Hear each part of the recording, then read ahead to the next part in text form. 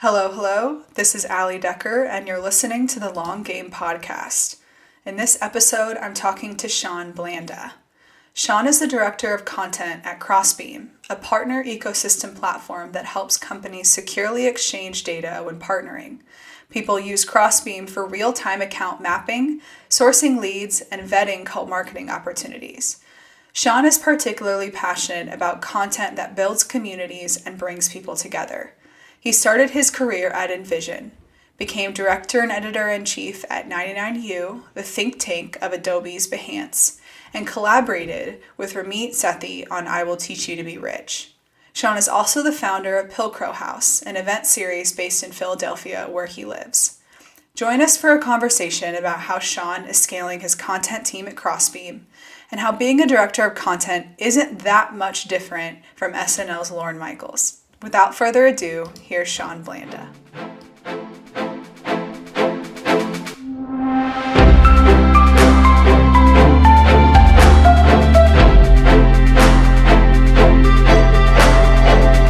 We'll go ahead and get started with a pretty high-level question here. What has your content journey looked like? My career journey, like to get where I am now, yeah. Career, yes, but more as it pertains to content. I think, so I graduated college in 2008, which was a terrible time. With a journalism degree, it was a terrible degree and a terrible time when I graduated. So I started a news website with two of my friends here in Philly called Technically Philly that covered tech and VC and startups. So started that with a very journalistic end goal. And then one of the ways we made money was events. So I started getting really into planning events and gathering communities. And then my next job after, I was like, I want to get really good at events. I got this writing thing. Okay, let me get to events. And then I joined Behance, which was acquired by Adobe. And that's the moment I ventured into content marketing. I just didn't quite realize that's what it was called, or I'm not even sure. Okay. But it was using the written word and content to gather communities to do a thing. And that was very interesting to me. And that's how I feel. So when you say written word, because Behance isn't it a design site? It is, right? But it had this component, this think tank called 99U. It used to be called the 99%, and it was renamed 99U. And that had magazine, book, events, blog. So what did you do for them how did you marry writing and events? Where did those two overlap? I think events are content.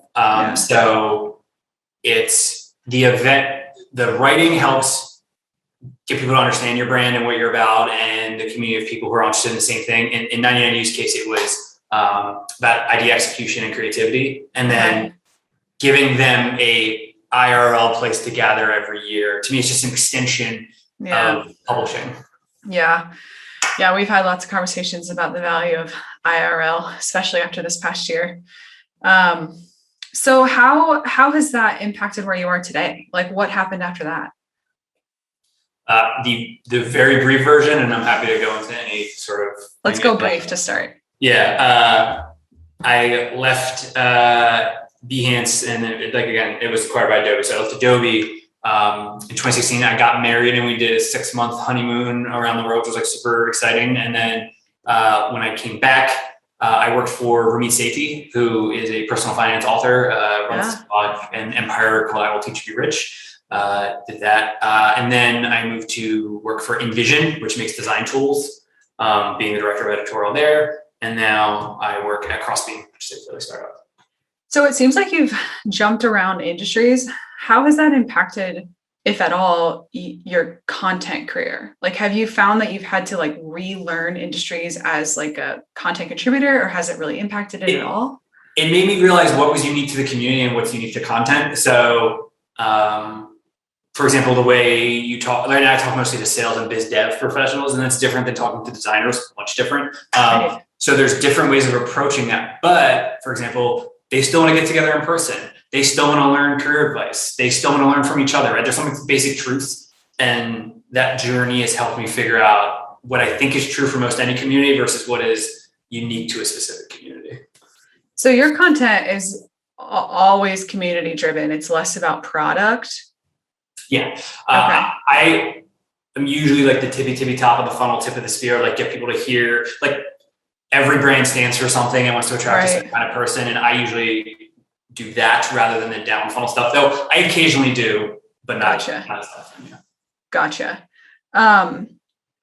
So where would you say your career content started interacting with marketing? It's never a part. Like, yeah, it's, I mean, content is marketing, and even journalism is marketing, even if journalists don't want to admit that to themselves. And I think they're very intertwined. I would say the difference is good content marketing doesn't lead with the thing it's marketing. Like, it leads with the thing that is most useful to the kind of person who could enjoy the product. And that's a different way of approaching it than some people. Yeah, I think so. So I was reading on your site, you wrote a piece about what you wish you knew 5 years ago. And it's something I wish I knew 5 years ago as well, because I'm going on about 6 or 7 years in content. And you write about building a career in content and how important it is to cultivate your own opinion, have a point of view, all that stuff, which is pretty basic, right? Yeah. You think.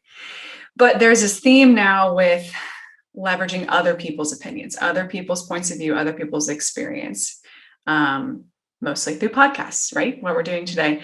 How would you encourage someone to balance those two things, those two approaches to content? Obviously they both play a role. They're both valuable, but how would you encourage someone to like leverage both without forsaking one or the other? I don't think you need to, the opinion or your opinion or your worldview or the way you want the world to change should color the kinds of people you reach out to and what you ask them. I think you should always lead with the voices of others, because people reading your site or going to your event, like, they've already opted into the way you think. They don't need to hear it again. Like, instead, you should be providing a platform for other supporting discussion. And also, as a content marketer, you don't know all the things you think you know. So get the community to reflect it back to you. They know more than you. So I would say every company has like founding values or the thing it's trying to change, right? Maybe you work for a company that like wants to encourage remote work. So like that's the opinion in which you would then go to market with. And that is how you would source other inputs, whether people agree or disagree or want to teach you how to do that better or a new way of doing it. Like, that's the lens in which you can exist. But if you don't make that lens for yourself, you'll be all over the place. It's like more of a generalist. Yeah. And opinion generalist. Well, but it would also be like, it'll be boring for the reader, because they need to know where you're trying to lead them in a certain way. Like, what the point is. Yeah. Especially today. Yeah. And like, general interest stuff doesn't exist anymore, right? Like, you need to be so hyper specific of the thing you're talking about, and then where you want that specific niche to go in the future. Like, I think those two things need to be pretty clear from the brand. Right. And that should color any and everybody you include from outside. Yeah. Because otherwise I think people don't do that hard work and they end up chasing something like keywords or something instead. And that's why you get all this like mealy mouth, mushy, not quite interesting to read stuff out there. So for folks that are like leading a content team, where should they go to establish those initial opinions? Their leadership, the founders of the company? Yeah, I mean, every company should have its values in the thing. Yeah, and like, if they don't, that's a bigger problem that you should help lead. And actually, I've been at companies where we do that, where we're like, by virtue of making like an editorial strategy, you ask some pretty tough questions, like, who are we targeting? What do they care about? What do we want them to know about us? It has to be one thing. It can't be 10 things. And like, sometimes you can force that value discussion for a smaller company. But yeah, you need those values. A thing I try to do at every job I get to is write almost like a 2-page brief. I'm like, this is what I see the company's values. Here's the person I think we're trying to target at the top of the funnel. Here are the things I think they care about. Here are a few like pillars or strategies or campaigns we're going to roll out with. And here's how we know it'll work. And like, getting that all foundationally set before you even write the first thing is extremely important. Yeah, I would think that would color a lot of your initial strategy research too.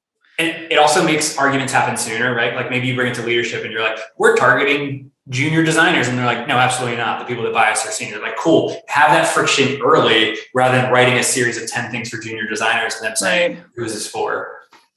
Yeah. So let's dig a little bit more into content leadership, your experience with that. You're currently at Crossbeam, right?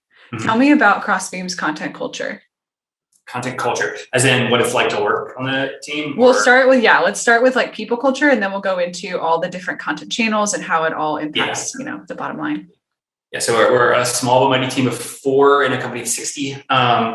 And it's always weird to describe the culture you're in charge of, because in reality, the people living it are probably more qualified. But the thing I aspire to is being very journalistic and community focused. So constantly talking and interviewing people in the space and the kinds of readers we want to attract, always have an open line of communication, learning what they're seeing and what they care about and reflecting that back. That's the most important kind of loop. And when it comes down to the creation of things, we try to cultivate like a writer's room vibe where like people can throw out ideas, you yes and it, you offer different angles. I know content marketing can feel very rote and boring, especially if it's a boring topic.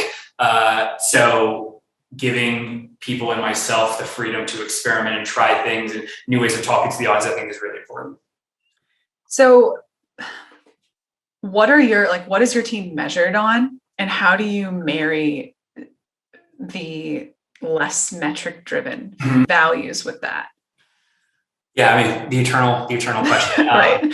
The two things, the things we're constantly measured on are, yes, traffic, but that's not like the hard line. And 2 would be email addresses and leads capture. Like how many people raise their hands they were interested in what to say. And third, I said 2, but it's 3. The third is there's a particular phase in our product journey that we know people tend to stick around in the product, and we measure how many of those people that get to that step have consumed a piece of content, and we want that percentage to be a certain number. So X% of people who reach this step in the product have read content. Gotcha. And what percentage of your content ideas, not just blog, but like overall content ideas, come from that data versus your writer's room brainstorm sessions? I would say 90% come from the kind of writer's room mentality. Yeah, because the data should support what the community is saying, right? So gotcha. As an example, the community said to us time and time again, I feel lost. There's no roadmap for this job. I don't see a lot of guides out there. I'm kind of stabbing in the dark. I don't know how much to pay people I hire. Like I got nothing.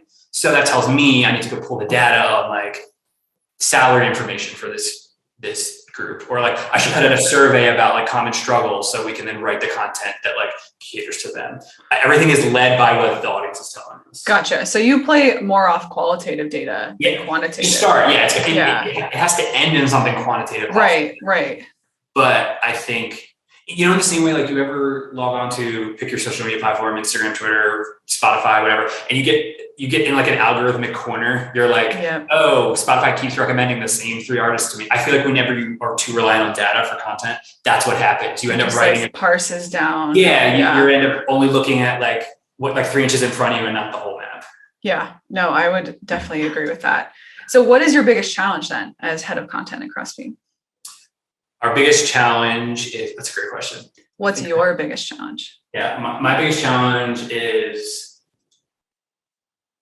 continuing. So this particular space, the people we talk to are in business development and partnerships and sales. And that can get incredibly wonky and weird. And at times like very process driven and when done incorrectly, tedious. And my biggest challenge is finding interesting ways to surface very important information to the audience without getting mired in minutia or boring corporate business jargon talk. Making it fun and interesting and cool, and the way that stays interesting is you are interested. So making sure that feedback loop is very tight, because it's very easy to just get down some corner of boring process stuff. So how do you stay interested in something that might not be your biggest passion? I love writing things for communities, and to me, this is a community. So constantly checking in with them. And I think at the end of the day, every B2B SaaS publication is a career advice publication. Like people who are in this business, how do they advance in their career? And I love writing that stuff. So whenever people vocalize what a barrier would be, someone might say, I have a lot of trouble convincing my sales team to get the time of day for me. Cool. Everyone we talk to for the next 2 weeks, I'll ask them that question. How do you do it? and we'll put that together and put it on the market. And usually that feedback loop is strong when people like it, and then they give us more information, and then we kind of like, so that is what keeps me engaged. Gotcha. So you said earlier that you live mostly at the top of the funnel. Where and how do you work with, sales or product to develop more middle and bottom of the funnel? If at all? We do. It's fairly new in our Crossbeam. So we don't have I can't say we have this system and we figured it out, but what I can say is that the brand experience should match. So the way the content group pulls you in, or if the content group pulls you in, it shouldn't feel like a jarring transition when you start getting stuff. Conversely, there's elements about our top of funnel stuff that people like that we can infuse in the bottom of funnel as well. So that, and then the other thing, product marketing saying, this is really important. Our users, once they learn about this, really like this. How can we start sprinkling that in the top of funnel stuff so it's not a shock or it's not coming out of left field when they finally get down? Gotcha. So do you have like regular meetups, or is this more of an ad hoc basis that you have these conversations? We're small enough that it's pretty ad hoc. What's coming up, let's touch base. I also think in many software businesses, the content team is essentially like an in-house creative studio. Yeah. And I try to treat it that way when internally they're our client and say, we're launching thing. This is why we think it's important. And we can say, all right, here's how we think we should execute it. And then we work together to do it. Can you explain more about that content studio theory? Is that something you've always believed, or is that something that came up in a certain role? No, it's something, it actually came up when I worked at Envision. Envision's 1,000 people, remote company, like very large marketing team. We realized that it's always immediately fulfilling to handle internal requests rather than go out and talk to people externally. You can get very easily mired in just people asking you for designs, for copy, for blog posts. And you could do that all live long day, but I don't think you'll advance your career and your team in the company by doing that. So I always found it good to like separate it and say, this is internal work and this is external work. And the way in which that's separated can be your team. You can have people that only work on an internal and external. It can be by hours during the week, like we're dedicating 100 man hours a week to this and that's it. Just you have to box it down to help you prioritize, and also to make sure you keep doing like the more important but not urgent work you need to do to grow a content team. Gotcha. So leaning more into your leadership role, how do you manage expectations from higher ups? A lot of communication. I think it's about. I think I would say that the best thing is have all the fights early and have all the discussion early. Like you said, be really candid about like, we're going to do this quarter and we're going to do this next quarter. And this is how we're going to be measured as every month. Right. If you don't have a quarterly plan and then a yearly plan for your team and your executive team hasn't signed off on it, you're just like asking for misunderstandings and things not to go right. The other thing is our CEO, Bob Moore, is well-versed and extremely smart in this space. And I lean on him as a writer and I lean on him as a subject matter expert when coming up with campaigns. So he's very involved in our marketing efforts in a very positive way. So it's rare that, or if ever, I don't surprise him and shock him with something. He's in the room when we talk about this stuff. So it seems like he understands the balance when it comes to content between the creative and the data-driven. Yeah, 100%. What would you say to someone who's leading up a content team who doesn't have a leadership team above them that understands that balance? The thing that I've seen work is ask them what their favorite like content arms are. They might be like, oh, I really love how Stripe does it, or I love it how Adobe does it, or whatever. Just pick your company that they have in their mind that they want. And then you'll be able to prove that, like, see that piece they wrote that you liked? Like, that's just for conversation. That's qualitative. That's because their audience is asking for it. There's no keyword attached to that. They're not pulling a bunch of data from like their apps. They're just writing something that they think the audience would like. And you are the audience, and that's why you like it, right? You got to make people understand that when they're on the other side of the equation, when they are reading something, when they are going to an event, they want that less data back stuff often. Right. So how do you work out content marketing budgets? It's like, you don't have to give me numbers, obviously, but how do you split it between all your projects, all your initiatives? The glib answer is impact, right? Whatever gets more impact is more budget. But I think we're still early. So I'm in year 2 in this job, and this company's only 3 years old, and we're still growing. So I'm a big like fail fast person. Like we will flood something with what is a large percent of our budget quickly, but the moment I don't see the signals from it, I cut it back immediately. That could be paid. That could be paying for a service or software. It could be hosting, paying for an event or other activation. I think we're right now in a very exploring phase right now, which is exciting, but means it's hard for me to answer your question about That's fine. That's a question I wrote down because it's something I'm personally very curious about. When you say that, Crossbeam's growing, what does that look like for you right now? We're 60, and a year ago we were 22. We raised the Series B in August. And I mean, this is pretty standard, I think, in startups. For right now, the investment activity is incredibly hot. Things are growing incredibly quickly. IPOs are happening every day. It's a really exciting time to be in SaaS, and I don't think we're any exception. One thing that's cool about working here is we're a network effect business. So the more people that join Crossbeam, the more valuable it is to everybody. And as a result, that tends to have some nice looking charts where they look exponential as more people join and more people get value. It compounds. So that accelerates alongside with our headcount, alongside with our user numbers, alongside everything else often. Yeah. And you said your content team is growing as well. Yeah. So we're 4 and we're looking to be 5 and maybe even 6. Right now we're hiring right now being mid to late July 2021, hiring a content marketing manager. And then keep an eye on our careers page. There'll be a few more roles. Gotcha. So this is my last question as it pertains to your role as head of content. What channels do you own? What are all the projects going on at Crossbeam right now? From a marketing perspective? That pertain to your role. Yes. So big one, bread and butter, and my favorite is the blog. I think that's everything germinates from what we write on the blog. That's our main way of talking to people and distilling down the insights and learning about it, and the main way of testing, do things go well? I'm a big fan. You should only focus on 1, maybe 2 distribution channels at first. And the one we have focused on is email. So we have around 25,000 email subscribers to our weekly newsletter, which is all advice on partnerships and business development. And we've since kind of expanded out to a little bit of social, mostly LinkedIn, where we do SEO work slowly as like a part of what we do, but that is not the driving part of the strategy. And then now that events are a thing again, we're doing IRL events. I have a few of those coming up. And then digital events, webinars, and things like that. That's exciting. So let's pull back, and I have a couple questions for you personally. It seems like you have a very creative background, starting as a writer. How do you balance your creative output, things that you want to create, with pouring that energy into your team and helping them do the same?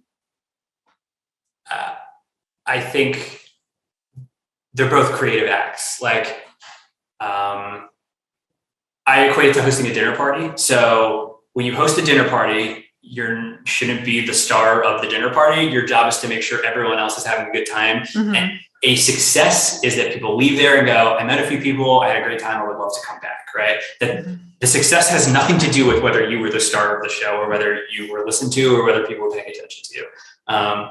That is, I think, what running a good team is like, where the success of your team and the outputs of your team should be creatively fulfilling if you were. And if they're not, that's very hard. And you either have to balance it with your own creative work or realize that maybe it's not the right fit for you. A flip would be like, I always envy, do you watch SNL?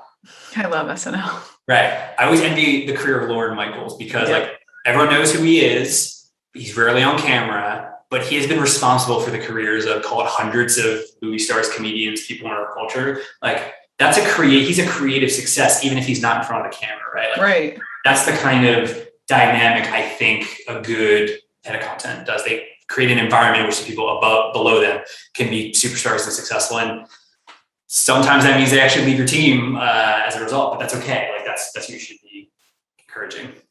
So going back to the SNL example, if someone started on stage and then they were given the opportunity to take Lorne's shoes, no one can top Lorne, but let's say they were really good and someone wanted them backstage. and they were passionate about both, but, they were having a hard time stepping out of the spotlight. They enjoyed that. They loved that work, that, granular execution. Yeah. What would you say to them?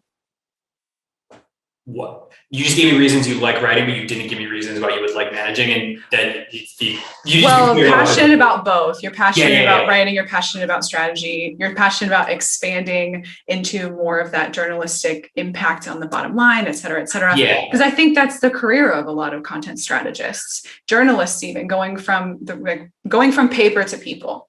How does that look, and what would you say to them?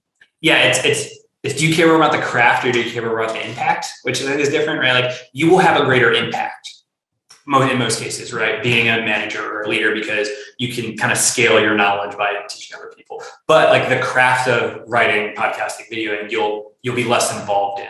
You can help other people, but you'll be less involved in. And like that needs to be a fulfilling trade. Yeah. I think some people would say, yeah, the impact's important, but the thing I love is just sitting down on my laptop, blocking everything out, and just writing for 3 hours. Like I enjoy that. I zen. I am so happy when that happens, and I want nothing else. Like you should be honest with yourself. But some people are writing for a reason. Like, yeah, I like writing, but the reason I'm writing is I want people to know about the thing, or I want to change the world in this way. If that's the way you think about it, I think you're well suited to be a manager. Gotcha.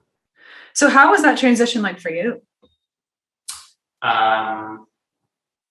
It was when I worked at Adobe. I came in as like the associate editor, which was bottom of the totem pole. Right. And by the end, I was the director, in which I had direct reports.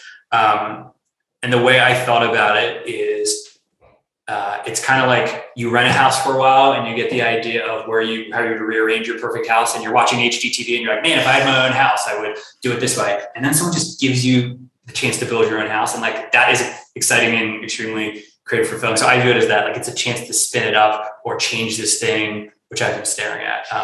That's how I thought about it. That's how I continue to think about it. And that's one reason I love working at Crossbeam. Was obviously first content hire. So I could help guide the initial strategy and not, I'm not moving into someone else's house and building that house. Right. That's exciting. But, taking a look at some of your other projects, it seems like you do satisfy that writing urge elsewhere, right? Yeah, I think that's important to me, and also like it's important for like thinking, right? Like writing is thinking, so the more you write, the clearer you get thinking, and also for like this is odd to say, but like legacy reasons, like the things we write can outlive us or live for a long time, and that's appealing to me as well, because I can manage all the live long day, but that stuff is a little more transient and not as permanent as putting a piece of creative work into the world, putting your name on it. Mm-hmm. Yeah, that's very true. So what are also, you need skin in the game, right? Like you can't be advising people to write and like not write for it. Yeah, I agree. Even if it's not, on the Crossbeam blog, you're still getting your feet wet. And if you're editing, you should occasionally have someone else edit you, so you remember to treat your writers with grace and respect and empathy, because sometimes I think people lose sight of that. So do you have someone that edits your personal blog? Actually, no, but until this is around, I should get back on it. I would freelance pitch things and have people give me feedback to kind of like, one, just for funsies, but two, I remember I pitched a national publication and I was like, this will be fine. There'll be no edits. And the woman editing me like dressed me down and like tore it apart. Oh, and it was like, at first my ego got in the way and I was like, oh no, she doesn't know what she's talking about. And then I was like, no, this is a gift, because I can finally like get a reminder that, you don't know everything, you idiot. Right. And it was good. I recommend that. Yeah, that's hilarious. What are your top 2 favorite projects right now that you're working on? 2 things. One is the return of in real life events. I am very, very, very excited. I am not a big fan of digital events or remote work necessarily, and I love being in the room with people. Very excited to do that. We're going to announce a few things coming soon. And then the other thing is, one thing that our audience talks about all the time, like I said, is not having a good guide for building their partnership program. And we are making a diagnostic tool in which people can take a short quiz and get recommendations based on their answers on how to advance their partner program. Leaning on the 2 years of Crossbeam insights and data and survey results we have, start to build a model where we can like almost, walk people along almost like a course or a test or a path. This is the first step, and we're excited to release it. That's awesome. I love quizzes. Yeah, it reminds me of, I always pitch it as, it's like the what Disney princess are you quiz for BuzzFeed, but it's like for our industry. I feel like if BuzzFeed had like a conversion flow for something, they would have insane rates if like they had their email gated under all their quizzes, just because everyone always finishes them all the way through. Well, that's all I have for us today. Thank you for joining. I'd love to hear, if there's anything you want to share with our audience, contact information, any announcements or anything like that. That's usually what we close on. Sure. I'm Sean Blanda, SEAN, on Twitter. Would love for you to reach out to me if you nerd out about this stuff.